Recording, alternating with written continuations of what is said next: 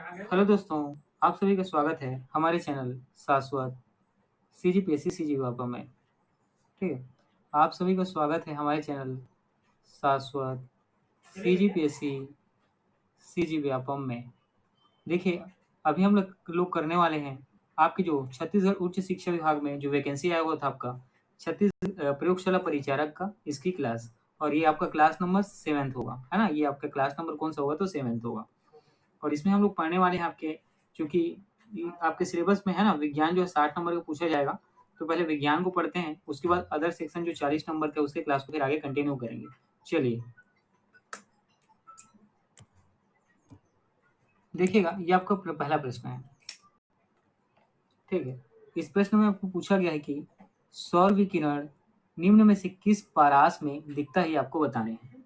Option A 100 से 400 nanometre, option B 400 से 700 nanometre, option C 740 से 10,000 नैनोमीटर, डी उपरोक्त में से कोई नहीं। तो यहाँ पर जो आपका सही उत्तर हो जाएगा ये होगा ऑप्शन बी 400 से 700 नैनोमीटर, है ना। इसमें आपको क्या दिखाई देता है? सौर विकिरण का परास दिखाई देता है। ठीक है, सौर विकिरण का परास का मान कितना होता है? तो याद रखिएगा 400 से 700 नैनोमीटर। ठीक, अब कुछ अन्य वैल्यू पर ध्यान देते हैं, जैसे कि 100 से 400 नैनोमीटर। ठीक, 100 से 400 नैनोमीटर परास किसका होता है? तो याद रखिएगा ये होता है आपका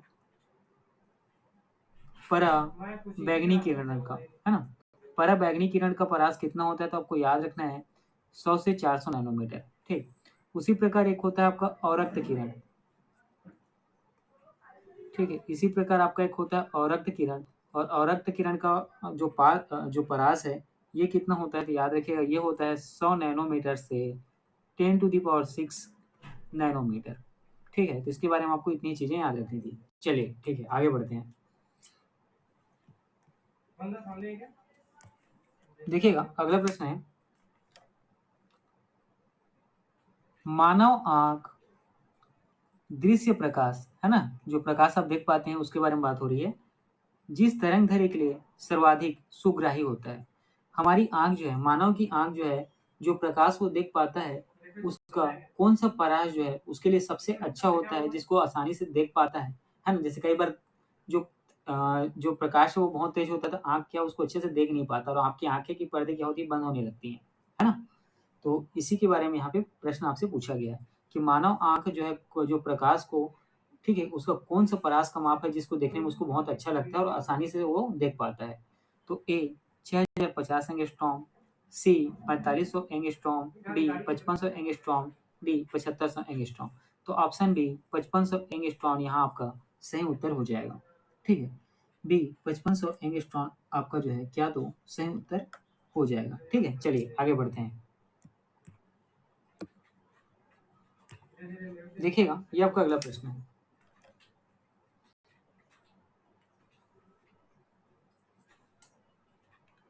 निम्न रंगों के बीच, ठीक है, अब कुछ रंगें बताई गई हैं, है ना। आपको कुछ रंगों के बारे में बताया गया है। रंगों के बीच आंखों की सुग्राहकता, ठीक है, सु सुग्राहकता मतलब जिसको आसानी से, है ना, आसानी से, ठीक है, अच्छे रूप से क्या करें? देख पाए, किनके लिए सबसे अधिक होता है? ठीक है, कौन सा रंग ऐसा है जिसको हमारी आंखें जो है बहुत अच्छी से, है ना, जिसको क्या उस रंग को देखने में हमारी आंखों को झुंझलाहट नहीं होता, अच्छे से देख पाता है ना, उसको क्या होता है? चुभता नहीं है। ठीक है, तो निम्न रंगों के बीच आंखों की किसकी सुग्राहकता जो है सबसे अच्छी होती है, सबसे अच्छा लगता है। कहने का मतलब, इसका मतलब सिंपल सा इतना है कि कौन सी रंग हमारे आंखों को बहुत अच्छा लगता है। किसी को हरा रंग पसंद होता है, किसी को लाल पसंद होता है। इसी में जो साइंटिफिक वैल्यू है उसको देखते हैं कि हमारी आंख को कौन सा रंग ज्यादा अच्छा लगता है। तो यहाँ पर आपका जो उत्तर होगा ऑप्शन डी पीला और हरा। ठीक है, देखिए हमारी आंखों को जो रंग सबसे ज्यादा अच्छा लगता है वो है आपका पीला और हरा। ऑप्शन डी आपका सही उत्तर हो जाएगा। ठीक है, वो है आपका पीला और हरा। ऑप्शन डी आपका सबसे अच्छा उत्तर हो जाएगा। ठीक है, चलिए आगे बढ़ते हैं। देखना यार।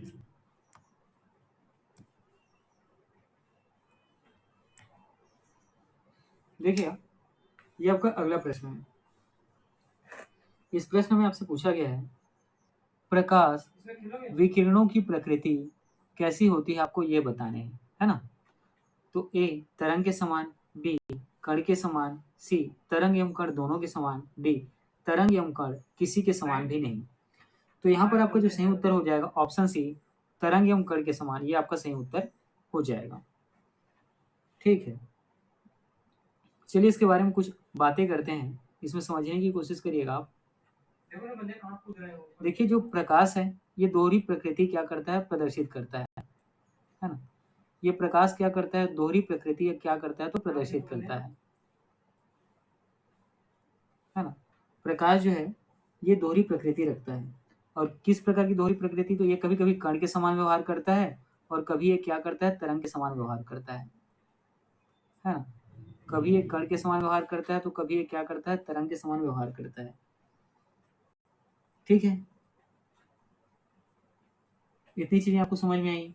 देखिए जब ये जो है तरंग के समान व्यवहार करता है, ठीक है, जब प्रकाश क्या करता है, तरंग के समान व्यवहार करता है, तो यहाँ पर आपको क्या देखने को मिलता है, तो यहाँ पर आपको देखने को मिलता है व्यतिकरण, है ना। प्रकाश का व्यतिकरण देखने को मिलता है, विवर्तन देखने को मिलता है, ध्रुवण देखने को मिलता है।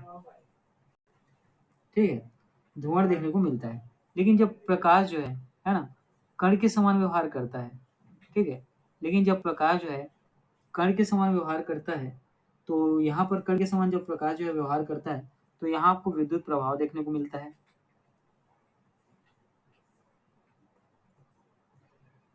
और काम्पटन प्रभाव देखने को मिलता है। ठीक, विद्युत प्रभाव और काम्पटन प्रभाव देखने को मिलता है। ठीक है, तो यहाँ पर आपका जो सही उत्तर हो जाएगा ऑप्शन सी तरंग एवं कण दोनों। ठीक है, चलिए देखिएगा ये आपका अगला प्रश्न है। यहाँ आपको पूछा गया है कि प्रकाश की गति होती है कितनी, ये आपको बताने हैं। ऑप्शन ए यहाँ पे दिया हुआ है आपका 9 इंटू 10, स्टार का मतलब 10 होता है, 2⁻², ठीक है, 2⁻² मीटर प्रति सेकेंड। ये है 3 इंटू 10 2⁸ मीटर प्रति सेकेंड। सी है आपका 3 इंटू 10 2⁻11 मीटर प्रति सेकेंड। और ऑप्शन डी है 2 इंटू 10 2⁴ मीटर प्रति सेकेंड। ठीक है, तो प्रकाश की गति कितनी होती है, तो याद रखिएगा यूनिवर्सल वैल्यू है, इसको मान आपको हमेशा याद रखना ही चाहिए, 3 इंटू 10 2⁻11 मीटर प्रति सेकेंड। तो प्रकाश की इस गति का मान आपको हमेशा याद रखना चाहिए। ठीक है, आपके पेपर में डायरेक्ट इससे संबंधित प्रश्न बिल्कुल भी आपको देखने को मिलेगा। चलिए देखिएगा आपका ये अगला प्रश्न है। इसमें आपसे पूछा गया है कि प्रकाश का वेग जो है अधिकतम कहाँ पर होता है ना। प्रकाश का वेग जो है अधिकतम कहाँ होता है, ये आपको बताना है। ए हीरे में, बी पानी में, सी निर्वात में, और डी हाइड्रोजन में। तो प्रकाश का वेग कहाँ अधिक होता है, तो याद रखिएगा ऑप्शन सी आपका सही उत्तर हो जाएगा निर्वात में, है ना। प्रकाश का वेग कहाँ ज्यादा होता है, तो याद रखिएगा निर्वात में, है ना। कहाँ, तो निर्वात में। और ये कितना होता है, तो निर्वात में होता है 2.99 इंटू 10⁸ मीटर प्रति सेकेंड। ठीक, निर्वात में प्रकाश का वेग होता है लगभग 3 इंटू 10⁸ मीटर प्रति सेकेंड। उसी प्रकार देखिएगा हीरे में निर्वात का वेग होता है 1.24 इंटू 10⁸ मीटर प्रति सेकेंड। ठीक है, उसी प्रकार पानी में, तो पानी में जो प्रकाश का वेग है ये कितना होता है, तो ये होता है 2.26 इंटू 10⁸ मीटर प्रति सेकेंड, है ना। पानी में प्रकाश का वेग कितना होता है, तो 2.26 इंटू 10⁸ मीटर प्रति सेकेंड। उसी प्रकार हाइड्रोजन है, हाइड्रोजन में आपका निर्वात का वेग ये देखने को मिलता है 2.98, है ना, 2.98 इंटू 10⁸ मीटर प्रति सेकेंड। ठीक है, तो यहाँ से आपको समझ में आएगा, जब आपसे पूछा जाएगा ये मान लीजिए क्रम में कि प्रकाश का वेग अधिकतम, है ना, अधिकतम किस में होता है, इसको आपको बताने हैं, तो सबसे पहले याद रखिएगा निर्वात में। ठीक है, सबसे ज्यादा किस में होता है, निर्वात में। उसके बाद आपको देखना है हाइड्रोजन में, है ना, निर्वात में। उसके बाद आपको हाइड्रोजन में देखने को मिलता है। उसके बाद आपको देखने को मिलता है किसमें, पानी में। और पानी के बाद लास्ट में किसमें, तो हीरे में। ठीक है, तो इसको आपको याद रखना है ना, इंपॉर्टेंट है। ठीक है, चलिए आगे बढ़ते हैं।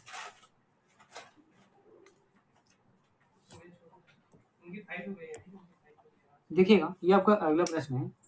इसमें पूछा गया है कि सूर्य की प्रकाश को धरती की सतह पर पहुंचने में लगभग कितना समय लगता है, ये आपको बताने हैं, है ना। तो यहाँ पे ऑप्शन तो दिया नहीं है, चलो मैं देता हूँ। ए लीजिएगा 4 सेकेंड, ठीक है। बी मान लीजिएगा यहाँ पे है 5.8 सेकेंड। सी मान लीजिएगा आपका ये है 8 मिनट, ठीक है। और डी मान लीजिएगा ये है आपका 16 मिनट, 16 मिनट, ठीक है। तो सूर्य का प्रकाश पृथ्वी की सतह पर पहुंचने में कितना समय लगता है? तो यहाँ पर आपका सही उत्तर हो जाएगा ऑप्शन सी, है ना। यहाँ पर सही उत्तर आपका कितना हो जाएगा? तो ऑप्शन सी 8 मिनट, ठीक है। चलिए आगे बढ़ते हैं। ठीक है, हमारे सूर्य की प्रकाश जो है हमारी धरती पर कितने समय में पहुंचती है? तो लगभग 8 मिनट में, है ना। चलिए ये आपका अगला प्रश्न है।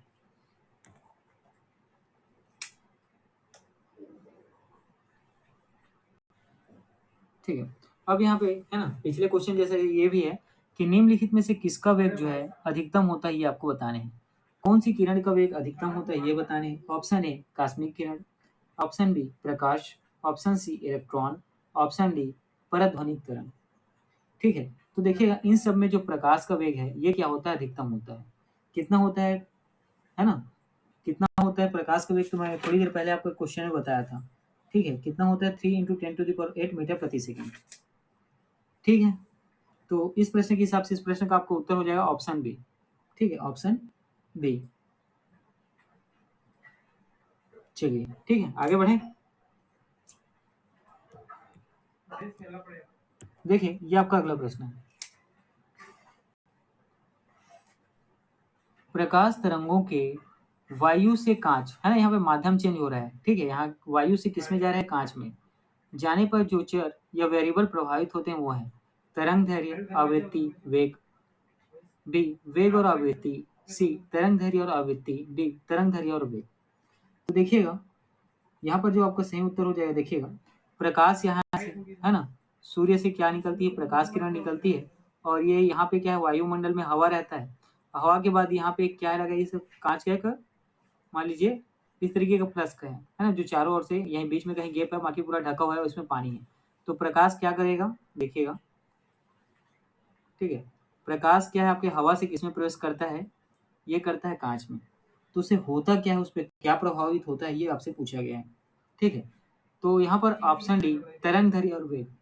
ठीक है, तो यहाँ पर आपका ऑप्शन डी तरंग दैर्घ्य और वेग आपका सही उत्तर हो जाएगा। देखिए ये यहाँ पे सूर्य के प्रकाश जब क्या करता है? वायु से कांच में, हाँ, मतलब ये आपका एक माध्यम है। इस एक माध्यम से जब ये क्या करता है? दूसरे माध्यम में प्रवेश करता है। ठीक है, वायु से किसमें?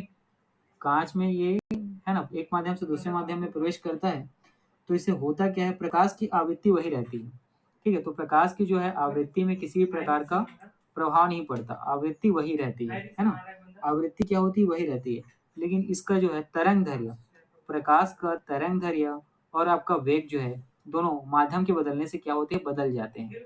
दोनों माध्यम के बदलने से क्या होते हैं? तो बदल जाते हैं। ठीक है, इतनी चीजें क्लियर हुई। चलिए आगे बढ़ते हैं।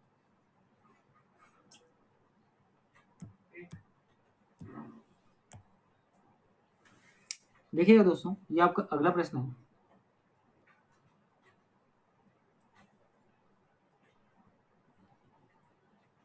चलिए इसको करते हैं।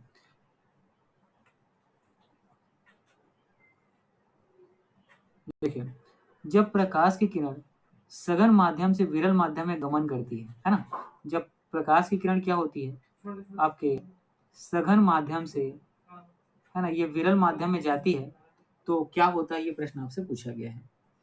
ठीक है, ऑप्शन ए इसकी चाल बढ़ जाती है तथा यह अभिलंब से दूर हट जाती है। ऑप्शन बी इसकी चाल जो है बढ़ जाती है और यह अभिलंब की ओर झुक जाती है। सी इसकी चाल जो है घट जाती है तभी अभिलंब से दूर हट जाती है। डी इसकी चाल घट जाती है तथा अभिलंब की ओर झुक जाती है ना। तो याद रखिएगा, जब प्रकाश की किरण जो है सघन माध्यम से विरल माध्यम में जाती है, तो सबसे पहले इसकी जो चाल है ना, इसकी चाल क्या होती है? बढ़ जाती है, याद रखिएगा। और ये क्या करती है? ठीक है, इसकी चाल तो बढ़ जाती है, साथ में ये क्या करती है? अभिलंब से दूर हट जाती है। ठीक है, अभिलंब से क्या होती है? तो दूर हट जाती है। ठीक है, अभिलंब से क्या होती है? दूर हट जाती है। ठीक है, ये कब होता है? जब ये सघन से विरल में जाती है। लेकिन देखिए जब ये विरल से सघन में जाएगी तो क्या होगा, है ना, ये अभी सघन से विरल में जा रही है तो क्या होती है? चाल बढ़ जाती है, विलंब से दूर हो जाती है। लेकिन यही जब विरल से सघन में प्रवेश करती है ना, यही प्रकाश किरण जब विरल से सघन में प्रवेश करती है तो याद रखिएगा यहाँ होता क्या है, तो ध्यान दीजिएगा, ये जो है अभिलंब से यहाँ दूर हट जाती है। अभी ये क्या होगा, अभिलंब की ओर झुक जाएगी, है ना। ये क्या होगा, प्रकाश किरण अभिलंब की ओर झुक जाएगी, है ना। यहाँ पे जो प्रकाश किरण है क्या करती है, अभिलंब की ओर झुक जाती है। ठीक है, चलिए आगे बढ़ते हैं। हम लोग नहीं खेलने वाले, हम बंदे नहीं हैं, तो बताओ हम लोग एक जगह हम लोग पार्टी नहीं दे रहे। देखिएगा ये आपका अगला प्रश्न, नहीं देखो, सबसे पहले साबुन के पतले झाग में चमकदार रंगों का बनना। ठीक है, आप देखे होंगे जब आप साबुन क्या करते हैं, इस्तेमाल करते हैं, तो उस दौरान ठीक है साबुन से कुछ बुलबुला या झाग निकलता है, उसमें अलग अलग रंग, है ना, जब प्रकाश किरण उस पर पड़ता है तो अलग अलग रंग दिखाई देता है। इस घटना को क्या कहते हैं, प्रश्न आपसे पूछा गया। ए बहुलित परावर्तन और व्यतिकरण, बी बहुलित अपवर्तन और परिक्षेपण, सी विवर्तन और परिक्षेपण, डी ध्रुवण और व्यतिकरण। ठीक है, तो यहाँ पर याद रखिएगा, आप साबुन का जब इस्तेमाल करते होते हैं तो उसका झाग या बुलबुला बनता है और उस बुलबुले में जो प्रकाश किरण पड़ती है तो अलग अलग रंगों में या चमकदार रंगों में दिखता है। इस घटना में होता क्या है, तो परावर्तन और व्यतिकरण याद रखना है। ठीक है, ये शब्द जो है बहुलित, ये आपको क्या करने के लिए थोड़ा सा, है ना, घुमाने के लिए दिया हुआ है, लेकिन वहाँ होता क्या है तो याद रखिएगा परावर्तन और व्यतिकरण। ठीक है, वहाँ क्या होता है तो याद रखिएगा परावर्तन और व्यतिकरण। ज्यादा डिटेल में इसमें नहीं जाएंगे। ठीक है, चलिए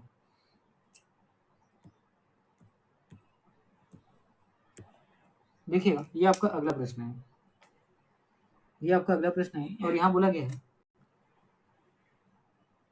पूर्ण आर्थिक परावर्तन, है ना, पूर्ण आंतरिक परावर्तन जब होता है तो प्रकाश जाता है। इसका मतलब क्या है, देखिए प्रकाश जो है एक माध्यम से जब दूसरे माध्यम में जाता है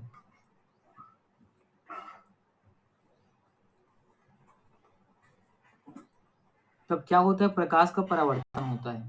ठीक है, तब क्या होता है, याद रखिएगा प्रकाश का परिवर्तन होता है। तो वो माध्यम कौन सा है वो हमें बताने हैं, तो माध्यम कौन सा ये आपको बताना है ना। प्रकाश किरण जब एक माध्यम से दूसरे माध्यम जाती है और प्रकाश का परावर्तन हो जाता है, ठीक, अपवर्तन नहीं होता और नहीं, है ना, तो वो माध्यम कौन सा ये आपसे पूछा गया है। ए हीरे से कांच में, बी जल से कांच में, सी वायु से जल में, डी वायु से कांच में। तो इस प्रश्न का आपका सही उत्तर हो जाएगा कांच से हीरे में, है ना। पूर्ण आंतरिक परिवर्तन होता है जब प्रकाश जो है हीरे से कांच में जाता है तो। ठीक है, इसको समझिएगा, जब प्रकाश की किरण क्या होती है, सघन से विरल में जाती है ना। जब प्रकाश की किरण सघन से विरल में जाती है, ठीक है, तो इसका आपतन कोण का मान जो है आई, आप ठीक है, आपतन कोण को हम लोग आई से लिखते हैं या आई से पहचानते हैं। तो इसके आपतन कोण के क्रांतिक कोण, ठीक है, आपतन कोण का मान जो है इसके क्रांतिक कोण, ठीक है, इसके आपतन कोण का मान इसके क्रांतिक कोण के मान से क्या होता है, बड़ा हो जाता है। ठीक, इसके आपतन कोण का मान क्रांतिक कोण के मान से क्या होता है, बड़ा हो जाता है। और ये क्या करती है, ठीक है, इसकी जो अपवर्तित किरण है वो उसी माध्यम में वापस लौट आती है। ठीक है, और उसी माध्यम में क्या करती है, वापस लौट आती है, जिसे आप लोग ठीक है पूर्ण आंतरिक परिवर्तन के नाम से जानते हैं।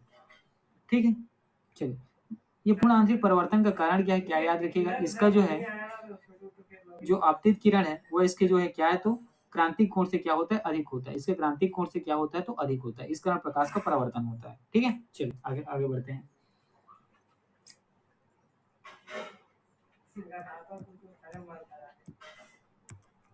देखिए अगला प्रश्न है आपका,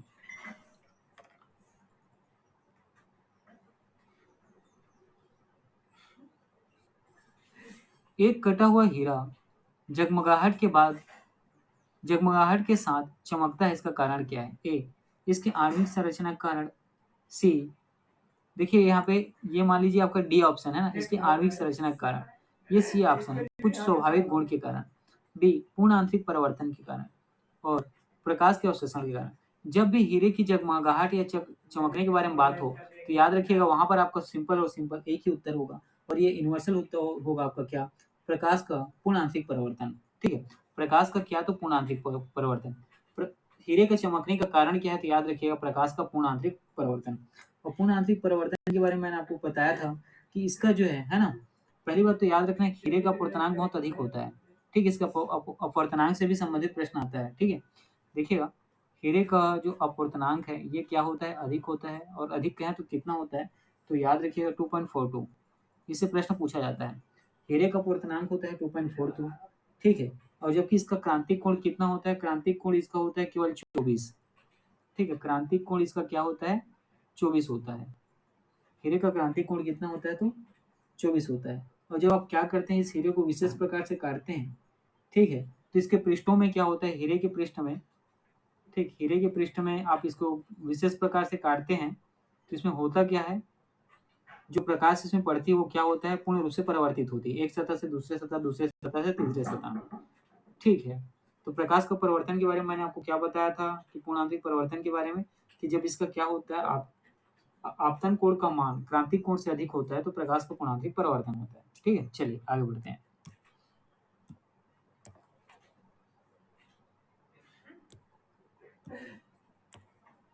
देखिएगा, ये आपका अगला प्रश्न है। इस प्रश्न में आपसे पूछा गया है कि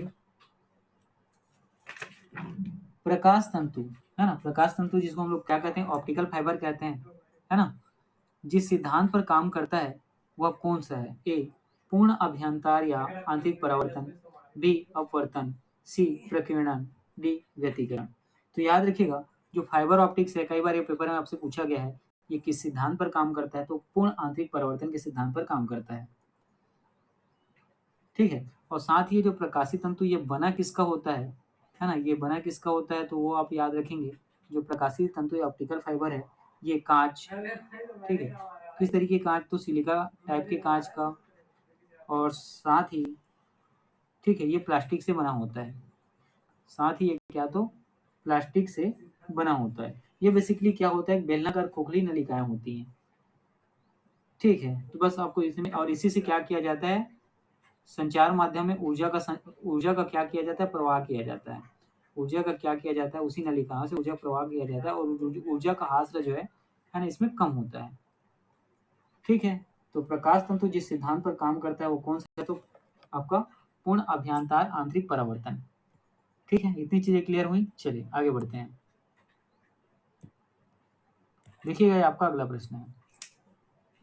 इस प्रश्न में आपसे पूछा गया है कि मरीज के पेट के अंदर, कोई व्यक्ति है जिसके पेट में किसी भी प्रकार की परेशानी है, तो पेट के अंदर के परीक्षण को करने के लिए डॉक्टरों द्वारा प्रयुक्त जो एक यंत्र है जिसका नाम है एंडोस्कोप, निम्नलिखित में से किस सिद्धांत पर कार्य करता है। देखिए, सबसे पहले तो याद रखिएगा, यहाँ पे पेट के अंदर की परेशानी के लिए जो मशीन परीक्षण के लिए इस्तेमाल किया जाता है उसको क्या कहते हैं, तो एंडोस्कोप। ठीक है, और यही एंडोस्कोप किस पर काम करता है, ये प्रश्न आपसे पूछा गया है। ए प्रकाश का परावर्तन, ठीक है, बी प्रकाश का प्रकीर्णन, सी प्रकाश का अपवर्तन, डी प्रकाश का सकल आंतरिक परिवर्तन। तो यहाँ पर याद रखिए ऑप्शन डी प्रकाश का सकल आंतरिक परिवर्तन, ये जो है एंडोस्कोप जो है इस सिद्धांत पर काम करता है। ठीक है, एंडोस्कोप जो है इस सिद्धांत पर काम करता है। ठीक, चलिए आगे बढ़ते हैं।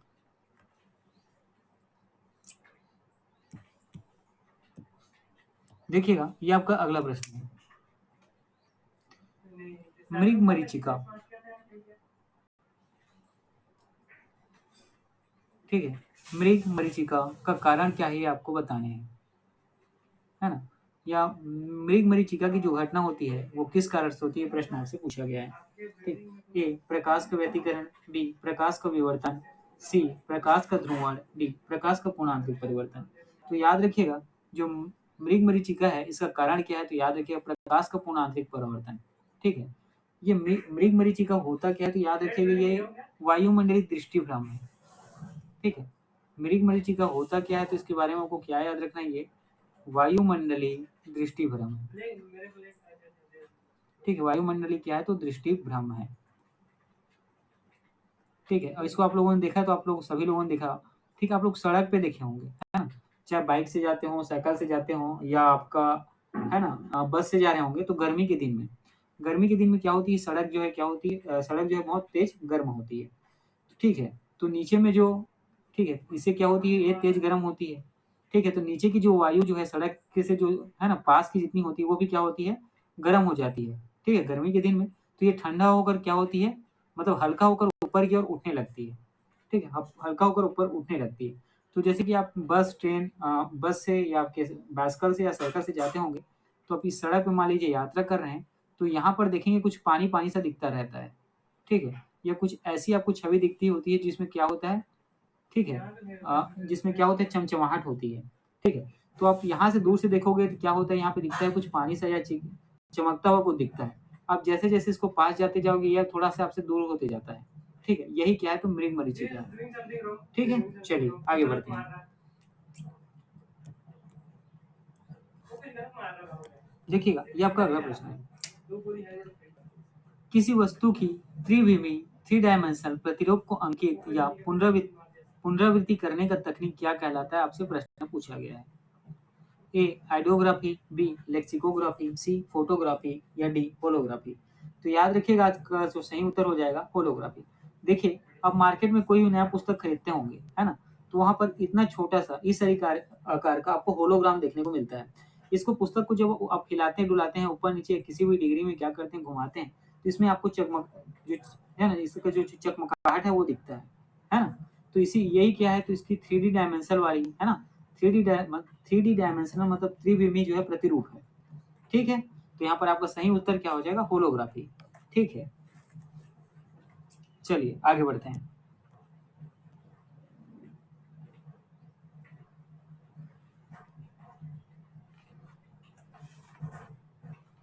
देखिए, अगला आपका जो प्रश्न है, रमन प्रभाव का प्रकाश की उन किरणों से, ठीक है, रमन प्रभाव का प्रकाश की उन किरणों से संबंध है जो आर पर जाती है, ये प्रश्न आपसे पूछा गया है। ठीक है, यहाँ पर बेसिकली बात किसके बारे में हो रही है, तो रमन प्रभाव के बारे में। ठीक है, सबसे पहले ध्यान देना, यहाँ पे रमन प्रभाव के बारे में बात हो रही है ना। तो रमन प्रभाव में क्या होता है, किरण जो है आर पर हो जाते हैं। ठीक, किरण जो है क्या करते हैं, तो आर पर जाते हैं। तो वह कौन सी चीज है जिसके आर पर होते हैं, केवल द्रवों के, केवल प्रिज्मों के, केवल हीरों के, या सभी पारदर्शी माध्यम के। तो यहाँ पर आपका सही उत्तर हो जाएगा ऑप्शन डी, सभी पारदर्शी माध्यम के। रमन प्रभाव के हिसाब से, है ना, जो किरण है, प्रकाश की किरण जो है आर पर जाती है किसके, तो सभी पारदर्शी माध्यम के। ठीक है, सभी पारदर्शी माध्यम के।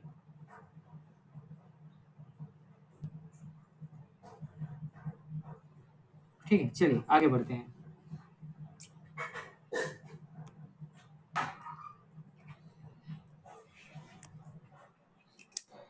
हेलो दोस्तों, देखिएगा, है ना, आज का क्लास में अब इतना ही रखता हूँ। जितने भी क्वेश्चन है, ठीक, जितने भी क्वेश्चन थे सभी बहुत इंपॉर्टेंट है।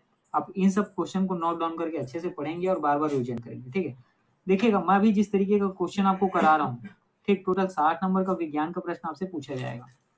ठीक है, जिसमें हम अभी जिस तरीके से क्वेश्चन कर रहे हैं, 25 से 30 नंबर का क्वेश्चन आपको इसी तरीके का देखने को मिलेगा, है ना।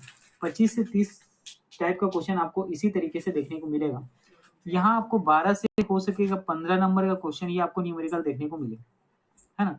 यहाँ आपको 12 से 15 नंबर का क्वेश्चन आपको न्यूमेरिकल देखने को मिल सकता है। ठीक है, तो ये लगभग 25 क्वेश्चन यहाँ से मान लीजिए, और नहीं, यहाँ से 30 क्वेश्चन मान लीजिए इस तरीके का, और 15 क्वेश्चन यहाँ से 45 क्वेश्चन। ठीक है, 45 क्वेश्चन आपको अभी हमारी जो क्लास है इसी तरीके से देखने को मिलेगा, और जो 15 क्वेश्चन बनेगा ये आपको मीडियम लेवल का देखने को मिल सकता है। ठीक है, मीडियम लेवल का। तो पहले हम लोग थोड़ा से अच्छे क्वेश्चन और साथ ही थोड़े से, है ना, सरल और अच्छे क्वेश्चन करते हैं। ठीक, उसके बाद फिर हम लोग बीच में मीडियम लेवल के क्वेश्चन करना चालू कर देंगे। ठीक है, चलिए आगे बढ़ते हैं। देखिए, आगे क्या बढ़ते हैं, अब क्लास हम लोग यही खत्म करते हैं। आज के लिए मैं आपके लिए इतना ही क्वेश्चन लाया हुआ था। चलिए ठीक है, पढ़ते रहिए।